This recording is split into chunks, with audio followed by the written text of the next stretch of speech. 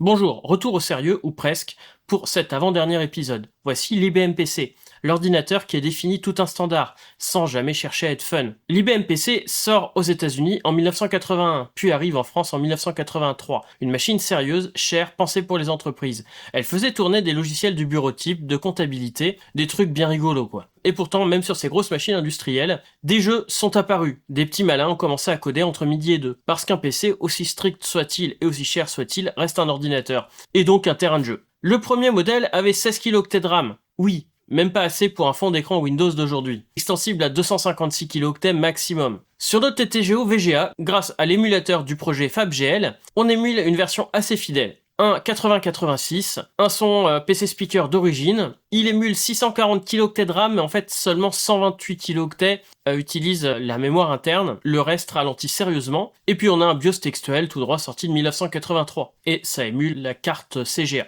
On peut télécharger des images disques ou disquettes complètes directement au démarrage. Elle se téléchargera sur la carte SD qui est connectée. Alors oui, on est limité. Des programmes doivent dater des toutes premières années du PC. Dès 1984, 256 kg était déjà le strict nécessaire pour faire tourner WordPerfect, Lotus ou même Flight Simulator. Et tout ce qui dépasse donc ces premiers 128 kilooctets, on sent les lenteurs. Et bien sûr, pas d'interface graphique. Juste vous, un clavier mécanique et une ligne de commande. Le paradis du nerd. Même si on peut installer de façon très lente des versions de Windows avant Windows 3. On peut quand même y faire tourner un basique comme les autres machines. Le truc drôle, pour programmer, on peut aussi y faire tourner un Linux version très légère nommée ELKS. Et là, on peut s'amuser à faire du C, bien sûr en se limitant à 640 kilooctets. Et si on en a marre d'une ligne de code, on avait aussi Word pour écrire des lettres, ici donc la version 5. C'est la première fois que je vois cette version, et surtout, des jeux. Par exemple, on avait Aleka, qui est le chat acrobate qui saute dans toutes les fenêtres. Ici, on a des ralentissements un peu bizarres, alors que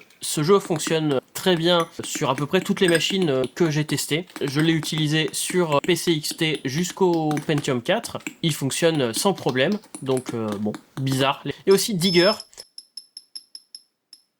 Arkanoid, bien version light entre guillemets sur la première version pour PC, mais c'est toujours aussi addictif. En effet, quand le boss avait le dos tourné, certains jouaient déjà à l'époque. Conclusion, l'IBM PC ce n'est peut-être pas la machine la plus funky, mais c'est le standard qui a tout structuré. Et même dans son austérité, il y avait de la place pour s'amuser. Quant à la TTGO VGA, on peut revivre cette époque en mode minimaliste. Moins d'options, mais plus d'imagination. Et dans le prochain épisode, on va passer à quelque chose de plus exotique, la Vectrex, cette console mythique à l'affichage vectoriel. Oui, vectoriel, accrochez-vous, on change d'univers.